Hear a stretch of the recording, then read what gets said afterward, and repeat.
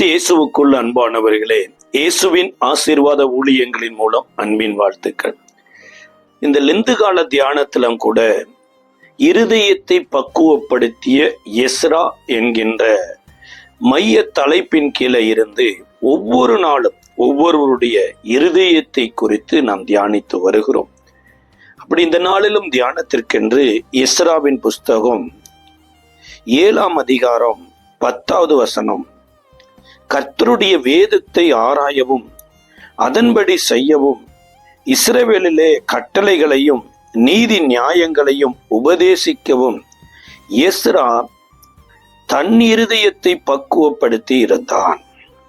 அது தேவனுடைய கட்டளையும் தேவனுடைய நீதி நியாயங்களும் ஒவ்வொரு மனிதனுடைய இருதயத்திற்கும் மிகவும் அத்தியாவசியமானதும் அந்த மனிதனுடைய நல்வாழ்வுக்கு உதவி செய்கிறதா இருக்கிறது என்று எஸ்ரா அறிந்துதான் இந்த கட்டளையும் நீதி நியாயங்களையும் தன் இருதயத்தை பக்குவப்படுத்தி அதை போதிக்கும்படியாகவும் தன் இருதயத்தை டியூன் பண்ணியிருக்கிறார்.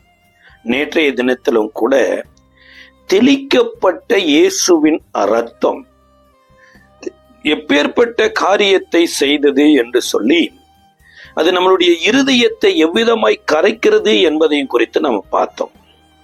இந்த நாளிலும் நம்மளுடைய இருதயத்தை தேவன் எவ்விதமாய் கரைய பண்ணுகிறார் என்று சொல்லி ஏசாயா தீர்க்க தரிசன புஸ்தகம் 19வது அதிகாரத்தினுடைய 1வது வசனம், எகிப்தின் பாரம் இதோ கர்த்தர் வேகமான மேகத்தில் ஏறி எகிப்துக்கு வருவார், அப்பொழுது எகிப்தின் விக்கிரகங்கள் அவருக்கு முன்பாக குலுங்கும், எகிப்தின் இருதயம் தனக்குள்ளே கரைந்து போகும். இங்க கர்த்தர் மேகத்தின் மீது வருவார் என்றோம். மேகத்தின் மீது எகிப்துக்கு வருகிற போது எகிப்துல இருக்கக்கூடிய விக்கிரகங்கள் எல்லாம் குலுங்குமாமா. அத்தோடு கூட எகிப்தினுடைய இருதயம் கரைந்து போகும் என்று கர்த்தர் சொல்லுகிறார். இது எந்த காலத்தில் சொல்லப்பட்டது அப்படின்னா, உசியா ராஜாவினுடைய காலத்துல ஏசாயா தீர்க்கதரிசிக்கு எகிப்தை குறித்து பாரம். அப்ப எகிப்தை விட்டு தனது இஸ்ரவேலர்கள் வந்துட்டாங்க. எகிப்திலிருந்து விடுதலை ஆக்குவதற்கு தான மோசேயை கர்த்தர் எகிப்துக்கு கூட்டிட்டு போனாரு. இப்ப மறுபடி எப்படி ஒரு எகிப்தினுடைய பாரமோ விக்கிரகங்கள்லாம் குலுங்கமோ எகிப்தினுடைய இருதயமும் கரையவும் போகுதுன்னு பின்னொரு எகிப்தை குறித்து இங்க ஏசாயாவின் மூலமாய் கர்த்தர் சொல்லுகிறார்.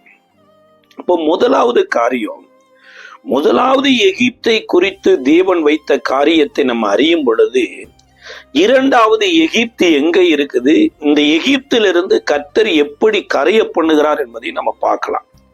முதலாவது எகிப்து தேசத்துல இருந்த விக்கிரகங்கள், அதாவது எகிப்திய கர்த்தரை அறியாததுனால அவர்கள் எதையோ கர்த்தர் என்று அறிவித்துக் கொண்டிருந்தாங்க.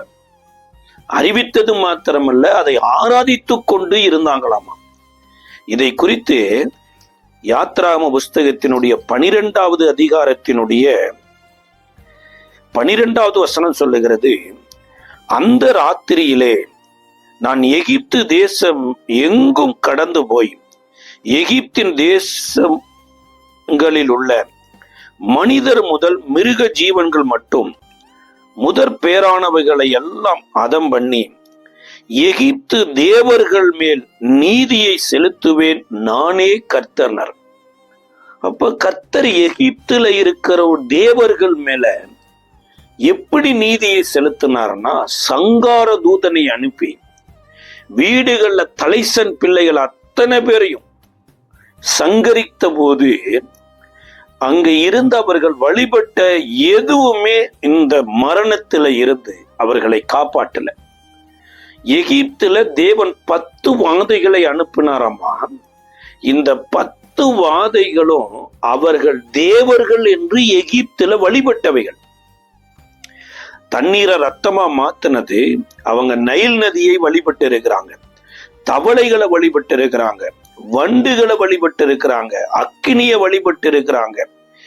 இப்படி எத்தனையோ அவர்கள் எகிப்தியர் வழிபட்ட இந்த 10 வாதையும் அதை கொண்டே அவர்களை வாதித்தாராமா.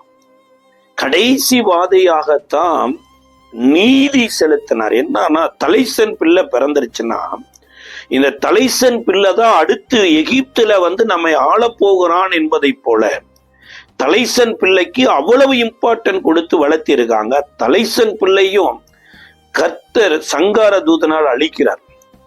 இப்ப ஃபர்ஸ்ட் காரியம், இந்த அழிவு வருவதற்கு காரணம் என்னன்னா, அந்த எகிப்துல இருக்க மக்களுடைய இருதயம் தேவனுக்கு முன்பாக பிரியமா இல்லை. இன்னி சொல்ல போனா அவர்கள் இருதயத்தை தேவன் கடினப்படுத்தி இஸ்ரவேலர் எகிப்தை வெறுக்கும்படியான சூழ்நிலையும் எகிப்தை விட்டு விடுதலையாகக்கூடிய ஒரு இருதயத்தை இஸ்ரவேலருக்கு உருவாக்கும்படியாகவும் கர்த்தர் செய்கிறார்.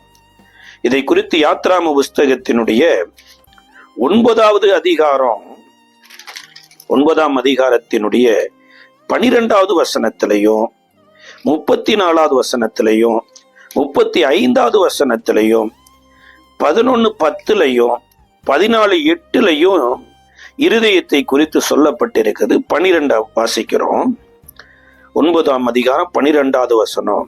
ஆனாலும் கர்த்தர் மோசேயுடைய சொல்லில் இருந்தபடியே கர்த்தர் பார்வோனின் இருதயத்தை கடினப்படுத்தினார்.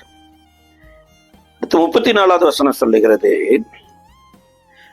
மழையும் கல்மழையும் இடிமுழக்கும் நின்று போனதை பார்வோன் கண்டபோது அவனும் அவன் ஊழியக்காரனும் பின்னும் பாவம் செய்து தங்கள் இருதயத்தை கடினப்படுத்தினார்கள்.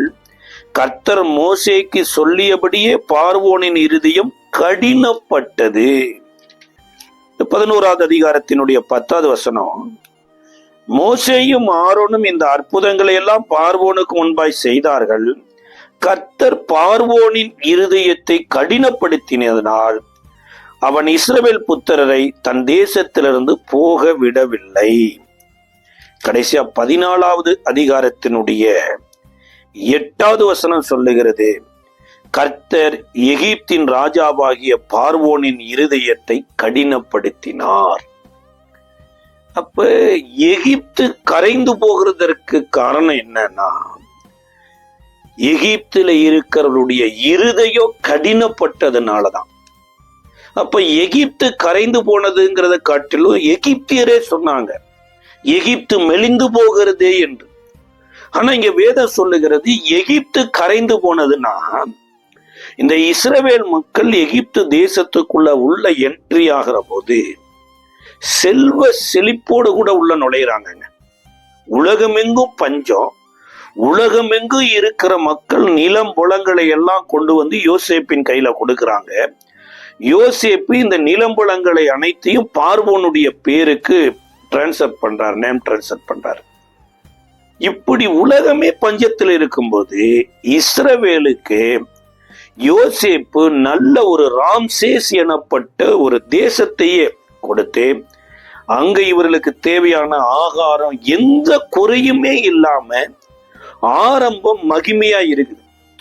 இவங்களுடைய கற்பனையில கூட பாருங்க, எகிப்தை விட்டு போகணுங்கிற ஒரு எண்ணமே வராதபடி எகிப்தோடு எகிப்தியராக இஸ்ரவேலர் மாறுறாங்க. நீ சொல்ல போனா இஸ்ரவேலருக்குடைய இருதயம் எகிப்தியருடைய இருதயமா மாறுது. இன்னும் சொல்ல போனா எகிப்தியருக்கு நாங்கள் அடிமையாக கூட இருந்துடலாம் அப்படிங்கிற அளவுக்கு இருதயம் கன்வெர்ட் ஆகுது. ஆனா மோசேயை கொண்டு வருகிற போதுதான் எகிப்தில் இருக்கக்கூடிய இஸ்ரவேலருடைய எகிப்தின் இருதயத்தை தேவன் கரைய பண்றார். ஒவ்வொரு வாதியை அனுப்புறாரு, ஒவ்வொரு அற்புதமும் நடக்குது. இது எல்லாமே கொஞ்சம் கொஞ்சமா இவர்கள் எகிப்தியர் இல்லை, இவங்களை கர்த்தர் தற்காலிகமாக எகிப்துல கொண்டு வைத்தார் என்பதை இவர்கள் புரிந்து கொள்ளும்படியாகவே கர்த்தர் இவர்களுக்கு இப்பேற்பட்ட அனுபவத்தை கொண்டு வரார்.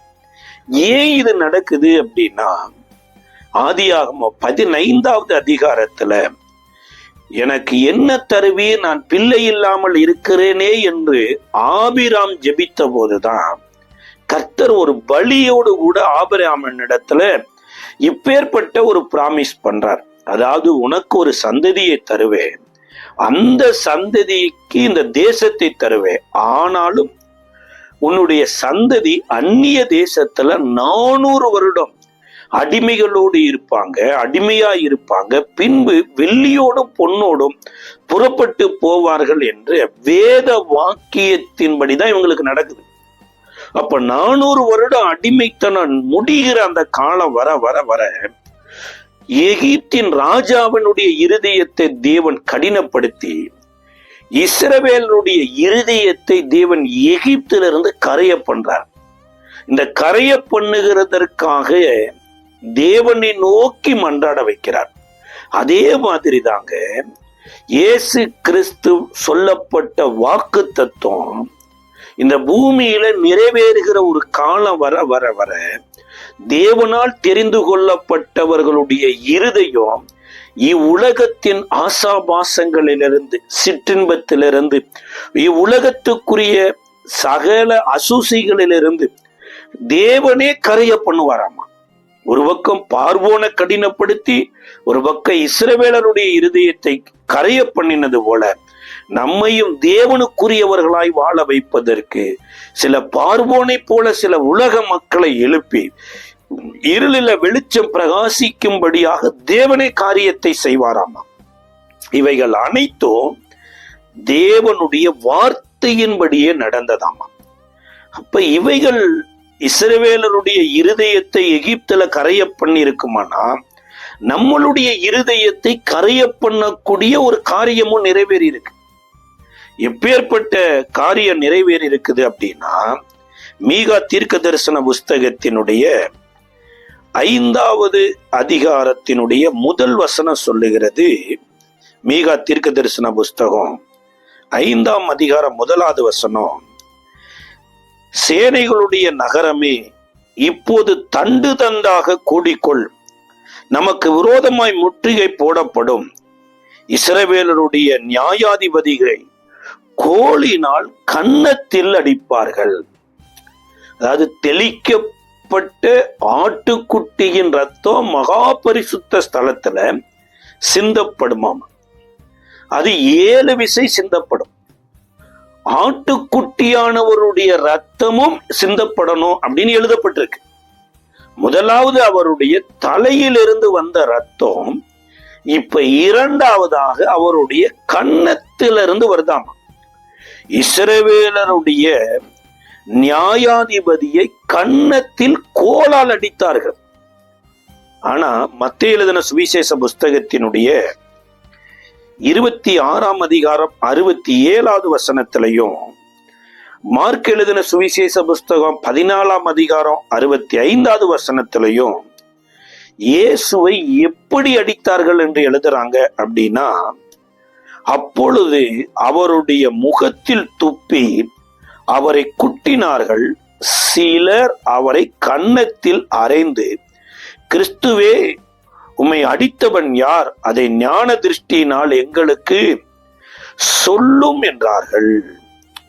மார்க் சொல்லும்போது சொல்றாரு, மார்க் எழுதின சுவிசேஷ புஸ்தகம் 14வது அதிகாரத்தினுடைய 65வது வசனத்துல, அப்பொழுது சிலர் அவர் மேல் துப்பவும் அவருடைய முகத்தை மூடவும் அவரை குட்டவும் ஞான திருஷ்டியினால் பார்த்து சொல் என்று சொல்லவும் தொடங்கினார்கள். வேலைக்காரரும் அவரை கன்னத்தில் அறைந்தார்கள். இங்க என்ன சொல்லப்பட்டிருக்குன்னா, இயேசுவினுடைய கன்னத்துல அடித்தாங்கன்னு தான். ஆனா வேத வசனம் எப்படி சொல்லப்பட்டதுன்னா, நியாயாதிபதியை கோலினால் கன்னத்தில் குட்டினார்கள். அப்ப ஏன் கன்னத்துல குட்டினாங்க? அது இந்த கோல் எப்பேற்பட்ட கோல் அப்படின்னா, குதிரை ரதங்களை ஓட்டுகிறவர்கள் வைத்திருந்த தார்கோல். அதாவது தார்கோல் எனப்பட்டது சாட்டையும் அதுல இருக்கும், குச்சியும் இருக்கும். இந்த குச்சியின் நுனை பகுதியில ஒரு மைகோதி ஊசி அளவுக்கு ரொம்ப சார்பா ஒரு ஊசி ஒன்று இருக்கும். அந்த ஊசி குதிரையை அடித்தது மாத்திரமல்ல, குதிரை வேகமா ஓடணும் அல்லது மாடு வேகமா ஓடணுமா இருந்தா அந்த தார் முள்ளை வைத்து பின்னாடி அந்த பெட்டைக்ஸ்ல குத்துவாங்க. அப்பனாத்தான் அந்த மாடு தன்னை வழி தாங்க முடியாம, குதிரை வழி தாங்க முடியாம வேகமா ஓடும். அப்ப இந்த சாட்டை முள்ளை வைத்து தான் இயேசுவனுடைய கன்னத்துல கோலினால குத்துறாங்க. அது எப்படி குத்துறாங்கன்னா, அவரை முக்காடிட்டு கண்களை கட்டி கொண்டு குத்தி ரத்தத்தை எடுக்கிறாங்க. அவருடைய கன்னத்துல குத்தப்பட்ட அந்த தார் முள் அவருடைய கன்னத்திலிருந்து ரத்தத்தை சிந்த வைத்ததாம். அதான் சொல்லப்பட்டு தெளித்தார். இப்ப கன்னத்துல அடிச்சு காரிச்சு துப்புனது வேத வாக்கியத்தின்படி முழுமையா சொல்லப்படல. நியாயாதிபதிகை கன்னத்தில் கோலினால் குத்தி கன்னத்திலிருந்து அவர் ரத்தத்தை சிந்தினார். இப்ப இயேசுவின் கன்னத்துல இருந்து ரத்தம் வருவதற்கு காரணம் என்ன? அப்ப கன்னத்துல அடிக்கிற அந்த அளவுக்கு இவர் செய்த தவறு என்ன என்று சொல்லி இதை அறிவதற்கு முன்பாக மிகாயா தீர்க்கதரிசி எனப்பட்ட ஒரு தீர்க்கதரிசி ஆகாப் ராஜாவின் காலத்துல தேவனால் பயன்படுத்தப்பட்ட தீர்க்கதரிசி. அதாவது எலியா இருந்த போது கூட எலியாவை தேவன் மறைத்து வைத்து இந்த ஆகாப் காலத்துல மிகாயா தீர்க்கதரிசியை பயன்படுத்தி இருக்கிறார்.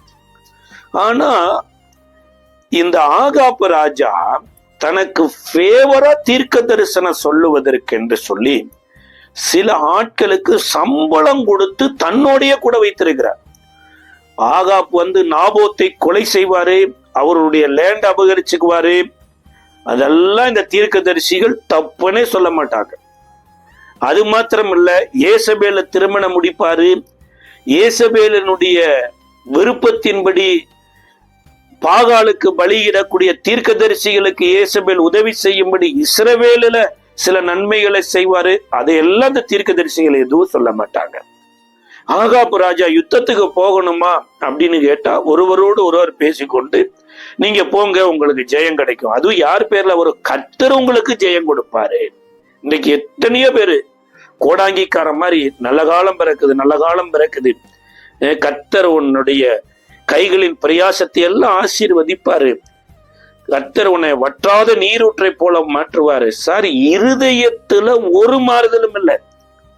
இந்த ஆகாப் ராஜாவை போல மனைவியின் சொல் கேட்டு கேடு கெட்டு போன ஒரு ராஜா ஒருவரும் இல்லை என்று பைபிள் சொல்லுது. இன்னியும் மனைவி எலியாவையே கொலை செய்வதற்கு ஆள் அனுப்புறாங்க. ஒரு தேவனுடைய பட்சத்தில் இருக்கக்கூடிய எலியாவை கொலை செய்வதற்கு இப்பேற்பட்ட ஆட்களை அனுப்புகிற இந்த ராஜாவுக்கு முகஸ்துதியான எல்லா தீர்க்க தரிசனமும் சொல்லிக்கிட்டு இருக்கிறாங்க. ஆனா யோசேபாத்து ராஜாவுக்கு இதுல திருப்தி இல்லை. இப்ப கர்த்தரிடத்துல விசாரிக்கிற தீர்க்கதரிசி யாராயில் இருக்கிறாங்களா என்று விசாரித்த போதுதான் இந்த மிகாயா தீர்க்கதரிசி வர்றார். இந்த மிகாயா தீர்க்கதரிசிய அழைத்த போது 20வது வசனத்திலிருந்து வாசிக்கிறோம். 22வது அதிகாரம் 1 ராஜாக்கள்ல, அப்பொழுது கர்த்தர் ஆகா போய் கீலேயாத்தில் உள்ள ராமோத்தில் விழும்படி அவனுக்கு போதனை செய்கிறவன் யார் என்று கேட்டதற்கு ஒருவன் இப்படியும் ஒருவன் அப்படியும் சொன்னார்கள். அப்பொழுது ஒரு ஆவி புறப்பட்டு கர்த்தருக்கு முன்பாக நின்று நான் அவனுக்கு போதனை செய்வேன் என்றது. எதினால் என்று கர்த்தர் அதை கேட்டார். அப்பொழுது அது, நான் போய் அவனுடைய தீர்க்கதரிசிகள் எல்லாரின் வாயிலும் பொய்யின் ஆவியாய் இருப்பேன் என்றது. அதற்கு அவர், நீ அவனுக்கு போதனை செய்து அப்படியே நடக்க பண்ணுவாயாக, போய் அப்படியே செய் என்றார். ஆதலால் கர்த்தர் பொய்யின் ஆவியை இந்த உம்முடைய தீர்க்கதரிசிகளாகிய இவர்கள் எல்லோருடைய வாயிலும் கட்டளையிட்டார். கர்த்தர் உம்மை குறித்து தீமையாக சொன்னார் என்றான். அப்பொழுது கேனானாவின் குமாரனாகிய சிதேக்கியா கிட்ட மிகாயாவை கன்னத்தில் அடித்து கர்த்தருடைய ஆவி எந்த வழியா என்னை விட்டு உம்மோட பேசும்படி வந்தது என்றான். சார், ஒருவேளை ஆகாப்பு ராஜா அடிக்கிறார்னு வைங்கள, அவன் கர்த்தரை விட்டு விலகிட்டான், அவன் கர்த்தருடைய தீர்க்கதரிசிங்கிற பேரு கூட இல்லை.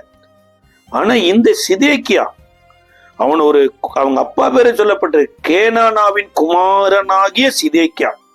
அதாவது நாங்க தான் தேவ ஆவியை பெற்றவங்க, நாங்க தான் தேவ ஆவியில நிறைஞ்ச தீர்க்க தரிசனம் சொல்லிட்டு இருக்கிறோம்.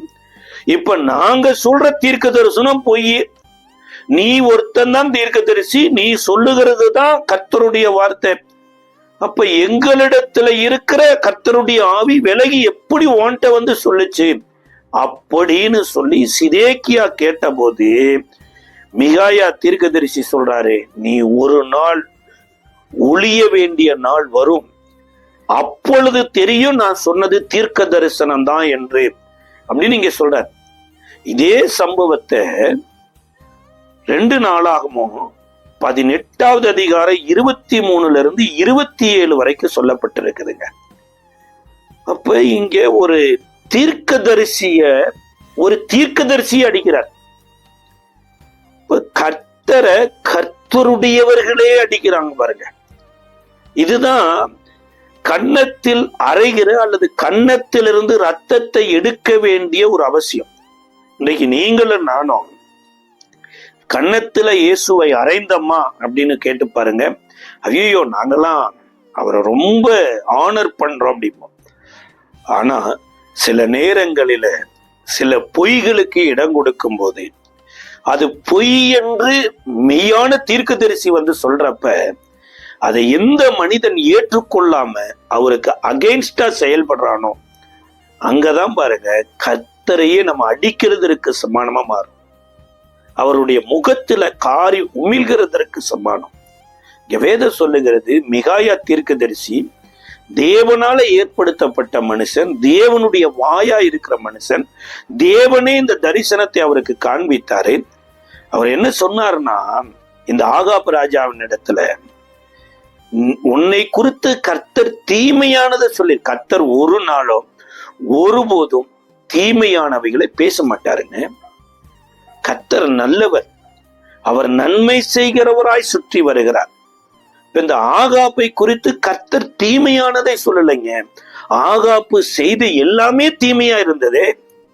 நாபோத்தின் லேண்டு மேல ஆசைப்பட்டு நாபோத்தை கூப்பிட்டீங்க, அவன் லேண்டு கொடுக்கல, அதுக்காக ஏசபேல்ட்ட துக்க முகமா இருந்து நாபோத்துக்கு விரோதமா 2 பொய் சாட்சியை ஏற்படுத்தி நாபோத்து ராஜாவை நிந்தித்தான்னு கல்லால் அடிச்சு கொன்னது உங்களுடைய அதிகார துஷ்பிரயோகம். அது உங்களுக்கு எதிரான தீமை.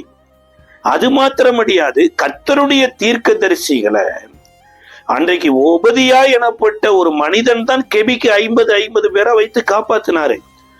உங்க மனைவி கர்த்தருடைய தீர்க்கதரிசியை கொலை செய்வதற்கு திட்டமிட்ட போது அது தப்புன்னு ஒரு வார்த்தை கூட சொல்ல.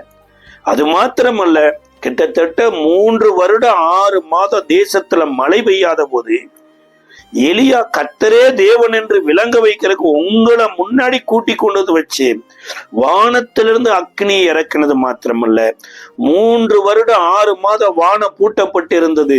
அந்த வானத்தை திறந்து மழையை இறக்கின போது உன் மனைவி சொல்றா, எலியாவினுடைய தலை 24 மணி நேரத்துக்குள்ள அவன் சரீரத்திலிருந்து எடுக்கப்படலைன்னா என்னுடைய தேவர்கள் நீதி செய்வார்கள் என்று சொன்ன போது, ஆகாப்பே நீ ஏன் அமைதியா இருந்த? நீ உன் மனைவிக்கு சொல்லலாம் இல்லையா? அப்ப இவ்வளவு நீ தீமைகளை தேவனுடைய தேசத்துல இருந்துட்டு தேவனுக்கு எதிராகவும் தேவனுடைய மக்களுக்கு எதிராகவும் இருக்கிறதுனால இப்ப நீ செய்த தீமையே உனக்கு தீமையாய் வருதே தவிர கர்த்தர் உனக்கு தீமை செய்யவில்லை. தேவன் ஆகாப் ராஜாவை விரும்பி எலியா என்கின்ற ஒரு தீர்க்கதரிசியின் மூலமா எச்சரித்து, இப்ப மிகாயா எனப்பட்ட ஒரு தீர்க்கதரிசியின் மூலமா எச்சரிக்கிறது ஆகாப் ராஜாவை தேவன் நேசித்ததுனாலதான்.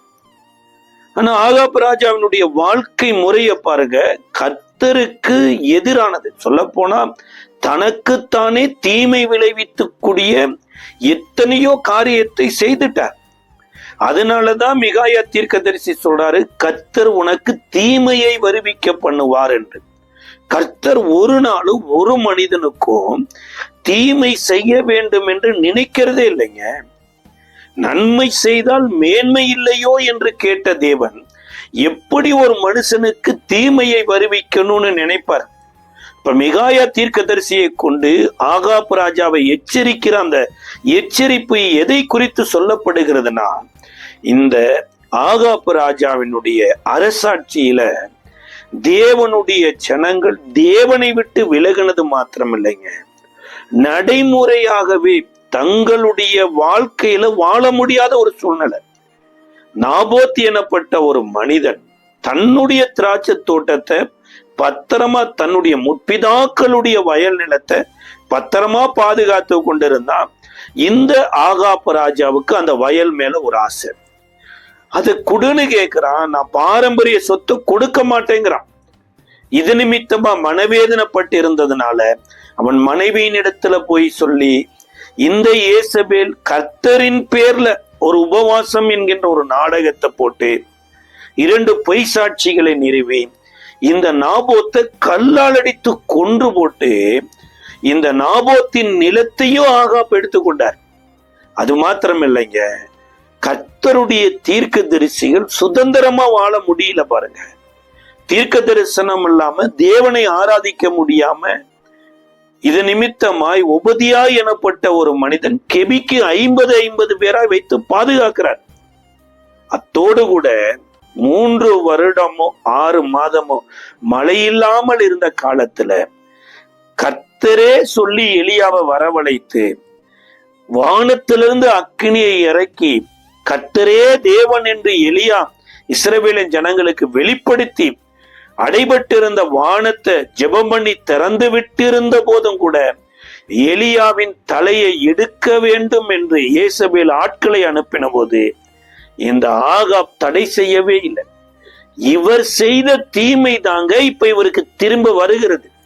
இதைத்தான் மிகாயா தீர்க்கதரிசியின் மூலமா கர்த்தர் சொன்னதுனால இதை கேட்டு மனம் திரும்பாத ஆகாப் தீர்க்க தரிசனம் சொல்ல தீர்க்கதரிசியை குறித்து என்ன சொல்றாருன்னா, 2 நாளாகம புஸ்தகத்தினுடைய 18ஆம் அதிகாரம் 25, 26, 27 வசனங்களில, அப்பொழுது இஸ்ரவேலின் ராஜா, நீங்கள் மிகாயாவை பிடித்து அவனை பட்டணத்து தலைவனாகிய ஆமோத்தினிடத்தும் ராஜகுமாரனாகிய யோவாசினிடத்திற்கும் திரும்ப கொண்டு போய் அவனை சிறைச்சாலையில் வைத்து நான் சமாதானத்தோடு திரும்பி வரும் அளவும் அவனுக்கு இடுக்கத்தின் அப்பத்தையும் இடுக்கத்தின் தண்ணீரையும் சாப்பிட கொடுங்கள் என்று ராஜா சொன்னார் என்று சொல்லுங்கள் என்றான்.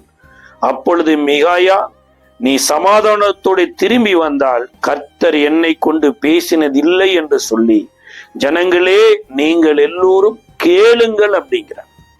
அதாவது ஒரு மனிதன் தப்பான வழியில போகிறத என்கரேஜ் பண்ற தீர்க்கதரிசிகளுக்கு ஃபேவரான அத்தனையும் செய்துட்டு, அப்பா நீ தப்பா போறேன்னு சொன்ன தீர்க்கதரிசிக்கு இடுக்கத்தின் அப்பத்தையும் இடுக்கத்தின் தண்ணீரையும் கொடுத்து அவனை கடுங்காவல்ல வைங்க அப்படிங்கிறார்.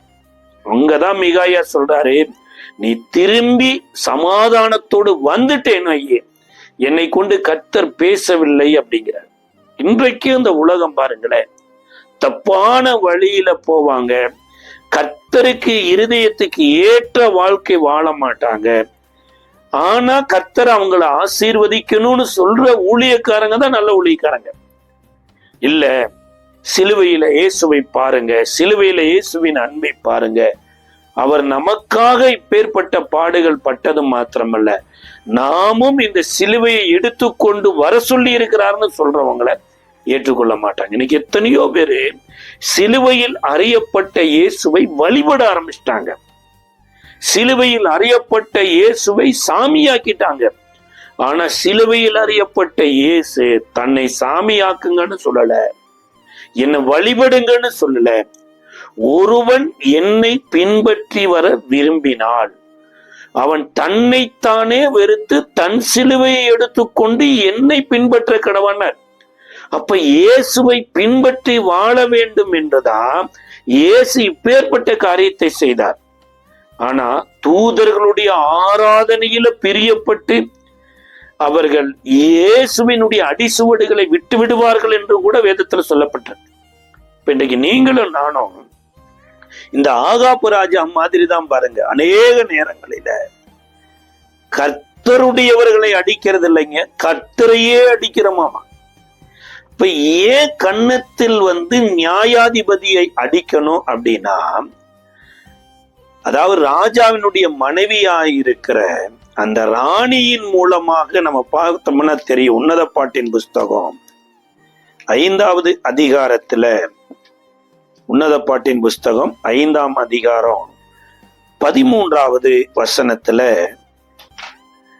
அவர் கன்னங்கள் கந்த வர்க்க பாத்தியை போலவும் வாசனையுள்ள புஷ்பத்தை போலவும் இருக்கிறது.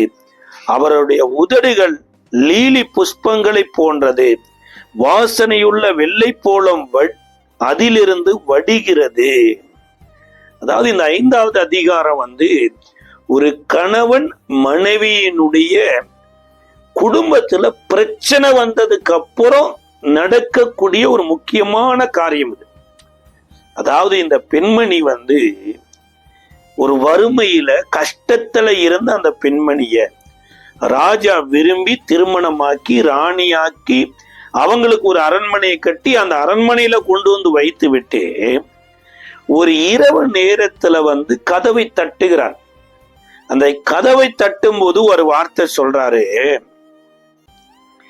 என் சகோதரியே, என் மணவாளியே, நான் என் தோட்டத்தில் வந்தேன், என் வெள்ளை போலத்தையும் என் கந்தவர்க்கத்தையும் சேர்த்தேன், என் தேன் கூட்டை தேனோடு புசித்தேன், என் திராட்சரசத்தை பாலோடு குடித்தேன். சிநேகிதரே புசியுங்கள், பிரியமானவர்களே குடியுங்கள், பூர்த்தியாயிருங்கள்.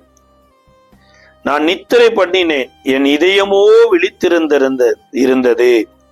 கதவை தட்டுகிற நேசரின் சத்தத்தை கேட்டேன். என் சகோதரியே, என் பிரியமே, என் புறாவே, என் உத்தமியே, கதவை திற.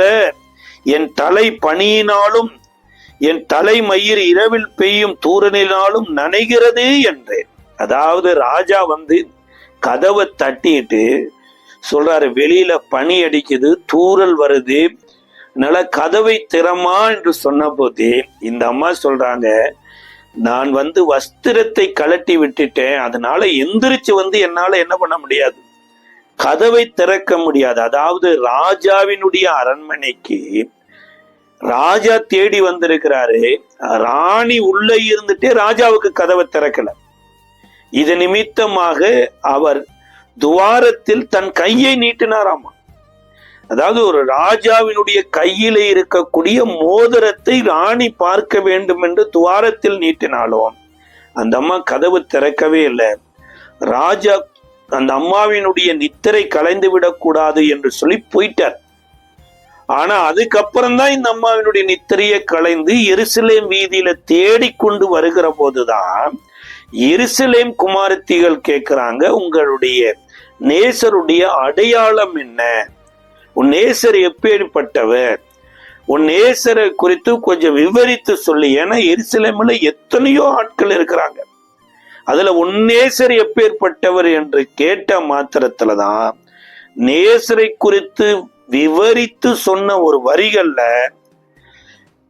13வது வசனத்துல சொல்றாங்க, வாசனையுள்ள புஷ்பத்தை போல் இருக்கிற கன்னங்கள்.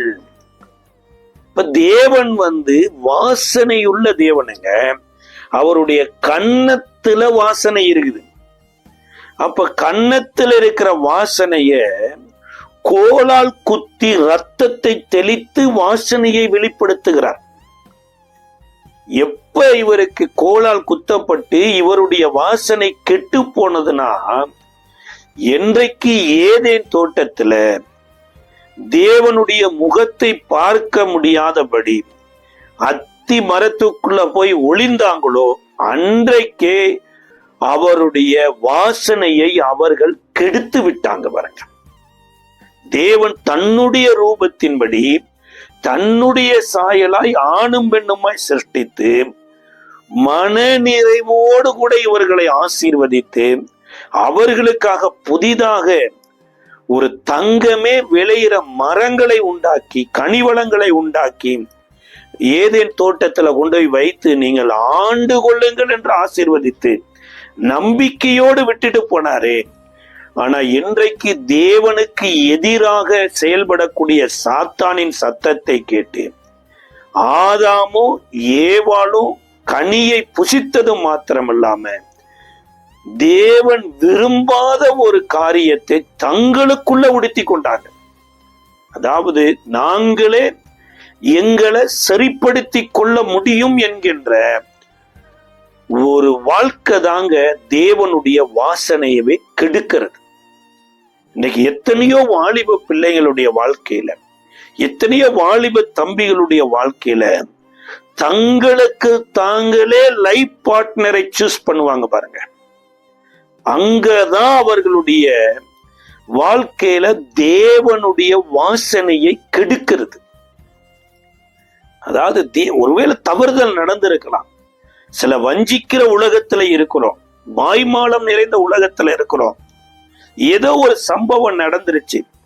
இந்த மனுஷனை தேவன் தான் நமக்கு கொடுத்தார், இந்த மனுஷிய தேவன் தான் நமக்கு கொடுத்தார், இந்த ஏதேன் தோட்டம் தேவன் தான் நமக்கு கொடுத்தது. இன்றைக்கு நம்ம உடுத்தி இருக்கிறோமே இந்த அத்தியில கூட தேவனுடைய அனுமதி இல்லாம விளையில, எல்லாம் தேவனால வந்து இருக்கிற போது தேவனுடைய அனுமதி இல்லாம அவைகளை எடுத்து தேவனுக்கே தெரியாம உடுத்தி அதை தேவனிடத்திலே போய் காண்பிக்கிற போதுதான் பாருங்க அவரை நம்ம நேரடியா அவருடைய கன்னத்துல அறைவதற்கு சமானம். இப்ப முதல்ல ஆதாமும் ஏவாளும் இந்த அத்தியிலையோடு உடுத்திட்டு வந்து தேவன் முன்னாடி நின்னது மாத்திரமல்ல, ஆதாம் தேவனை எப்படி அறைஞ்சாருன்னா ஆதியாகம புஸ்தகத்தினுடைய 3ஆம் அதிகாரத்தினுடைய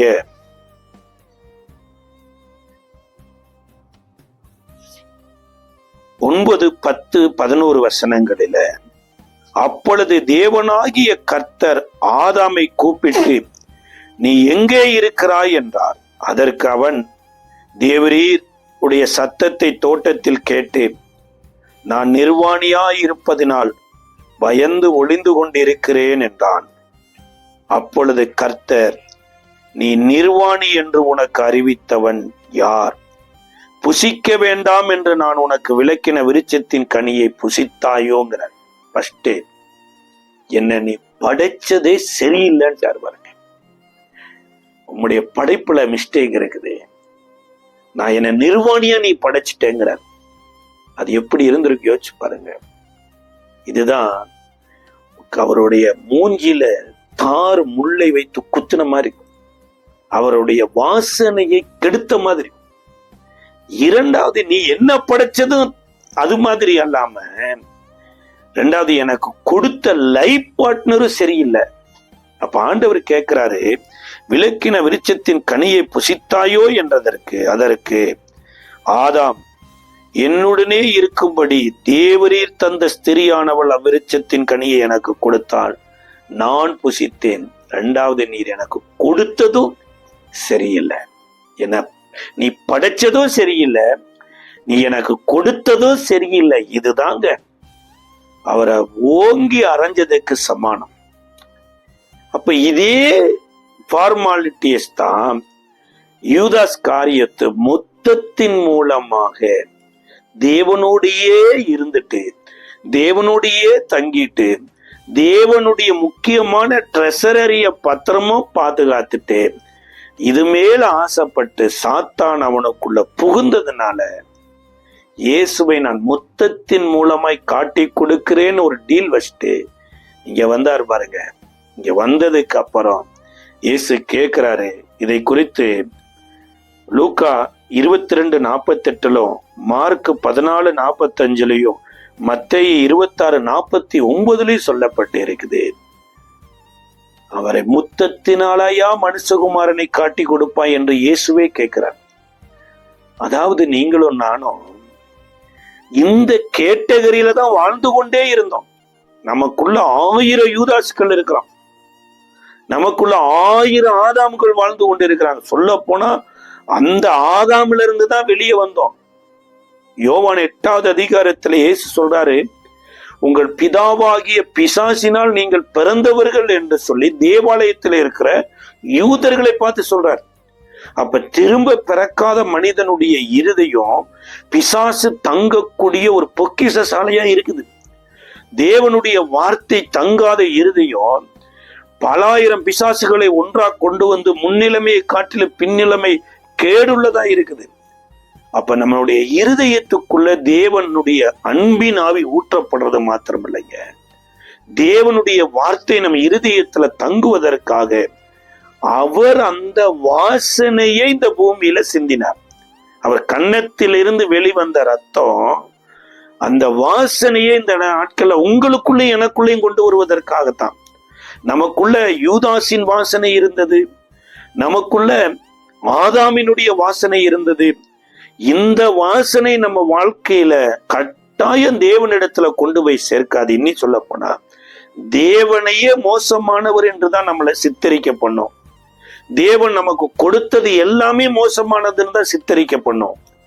ஆனா இயேசுவினுடைய இந்த ரத்தம் தெளிக்கப்படுகிற போது, இந்த ரத்தத்தோடு நீங்களும் நானும் உடன்படிக்கை பண்ணுகிற போது நன்மையானவைகளை பேசுகிற ரத்தத்தின் இடத்திற்கு வருகிறீங்க. அப்ப ஆதாம் சொல்றாரு, நீ என்ன சரியா படைக்கலன்னு சொல்றாரு, நீ எனக்கு கொடுத்தது சரியில்லைன்னு சொல்றாரு. ஆனா பிந்தின வந்த ஆதாம் ஆகிய இயேசு எல்லாவற்றையும் பிதா என் கையில் ஒப்பு கொடுத்தார், எல்லாம் பிதாவினால் எனக்கு கொடுக்கப்பட்டதுங்கிறார். இந்த செடியை கூட நல்லா பாருங்கிறார், சூரியனை நல்லா பாருங்கிறார், பறவைகளை நல்லா பாருங்கிறார். படைத்த தேவன் நல்லவர் என்று இயேசுவால் மாத்திரம்தாங்க சொல்ல முடிஞ்சது. அப்ப இந்த இயேசுவின் ரத்தம் கன்னத்துல இருந்து வெளியில வந்தது எதற்குனா, அவருடைய வாசனையை இந்த பூமியில அவரோடே முடித்து கொள்ளாதபடி அந்த ரத்தத்துல உடன்படிக்கையான நீங்களும் நானும் கன்னத்தில் 2 கன்னங்களும் இணைந்துதான் ஒரு வாயிலிருந்து ஒரு வார்த்தை பிறப்பிக்குது. அந்த வார்த்தை சொல்லுகிறது, கர்த்தர் நல்லவர், அவர் ஒவ்வொருவருக்கும் நன்மையை மாத்திரம் செய்கிறார் என்று சொல்ல வைக்குது. இந்த நாள்ல கூட இந்த சிந்தப்பட்ட கன்னத்திலிருந்து நியாயாதிபதியின் ரத்தம் சிந்தப்பட்டதாமா. அது இஸ்ரவேலனுடைய நியாயாதிபதியினுடைய ரத்தம். கடந்த நாட்கள்ல கூட டெல்லியில இருக்கக்கூடிய ஒரு கோர்ட்டினுடைய நீதிபதியினுடைய வீட்டுல எத்தனையோ 1000 பணங்களை எடுத்தாங்கன்னு சொல்லி அவரை டிரான்ஸ்ஃபர் பண்றாங்க. சார், இது உலகத்தின் நீதிபதி. ஆனா நியாயாதிபதிங்கிறவர் யாருன்னா நீதிக்கே அவர்தான் தலைவர். நீதியே நியாயத்தை தான் போக்கஸ் பண்ணுதே தவிர நியாய நீதியை நம்பி இல்லை. இந்த நியாயாதிபதியினுடைய கன்னத்துல கோலினால் குத்தப்படுவதனுடைய பெரிய நோக்கமே நீங்களும் நானும் அவருடைய நீதியில நீதிமான்களாய் மாற வேண்டும் என்பதற்காக.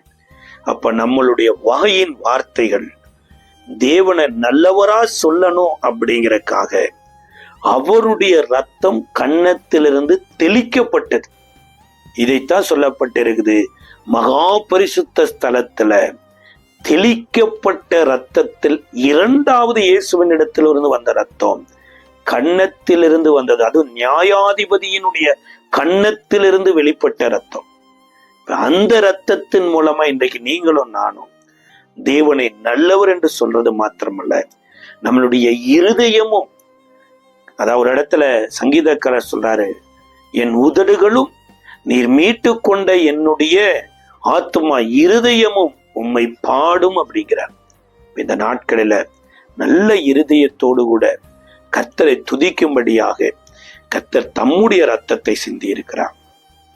இன்னும் நம்மளுடைய வாழ்க்கையில இந்த ரத்தம் பேசாமல் இருந்தா, ஒருவேளை ஆபேலினுடைய ரத்தமே இருந்தா கூட அது தேவனுக்கு பிரியமான ரத்தம் அல்ல. அது பாவம் செய்த ஆதாமும் ஏவாளின் மூலமாய் இந்த உலகத்தில் பிறந்த ரத்தம். நம்மளை தேவன் அங்கீகரிக்கிறது மாத்திரம் தேவனுடைய சித்தம் இல்லைங்க. தேவனை போல இந்த பூமியில வாழணும், தேவன் விரும்புகிற வண்ணமா வாழணும் என்பதற்காகத்தான் இயேசு தன்னுடைய ரத்தத்தை சிந்தினார். இந்த வேளையில் நீங்களும் நானும் ஜெபிக்கலாமா? கிருபை நிறைந்த நல்ல ஆண்டவரே, இயேசுவின் நாமத்தின் நன்றியோடு ஸ்தோத்திரிக்கிறோம். நீர் நல்லவர். உடைய விலையேறப்பட்ட ரத்தம் இந்த பூமியில எங்களுக்காக விசேஷமாய் கன்னத்திலிருந்து வெளிவந்த உடைய ரத்தம் மேன்மையானவைகளை எங்களுக்கு பேசுறது மாத்திரமல்ல, செய்கிறபடியினாலும் மக்கள் நாங்கள் நன்றி செலுத்துகிறோம். கர்த்தாவே துதிக்கிறோம். மிகாயாவை போல ஆண்டவரே நன்மையை சொல்ல வந்து, தேவனுக்கு பிரியமானதை சொல்ல வந்து, தண்டிக்கப்பட்டதை போல நல்லவராகிய நீர் எங்களை நல்லவர்களாய் வாழ வேண்டும் என்பதற்காக உம்முடைய வாசனையை பூமியில சிந்தினீரே, தெளித்தீரே. உமக்கு நாங்கள் நன்றி செலுத்துகிறோம். எங்கள் மேல உம்முடைய ரத்தம் தெளிக்கப்பட்டதற்காக, எங்களுடைய வாய்களுக்குள்ள உம்முடைய ரத்தம் தெளிக்கப்பட்டதற்காக, எங்களுடைய இருதயத்தில் உம்முடைய ரத்தம் தெளிக்கப்பட்டதற்காய் ஸ்தோத்திரம். உம்முடைய மகிமை எங்களை ஆளுகை செய்யட்டும். இயேசுவின் நாமத்தில் ஜெபிக்கிறோம் நல்ல பிதாவே.